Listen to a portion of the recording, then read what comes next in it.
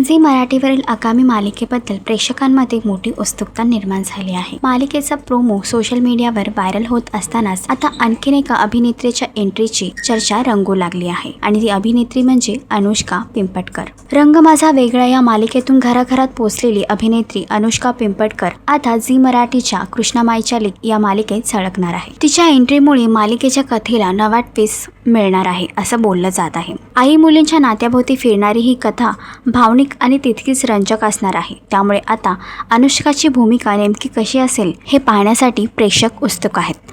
तुम्हाला मालिकेचा प्रोमो कसा वाटला हे कमेंट करून नक्कीच सांगा आणि असेच अपडेट जाणून घेण्यासाठी तुम्ही आमचा चॅनल टेलीचक्र ओरिजिनल लाईक, शेअर आणि सबस्क्राईब नक्कीच करा।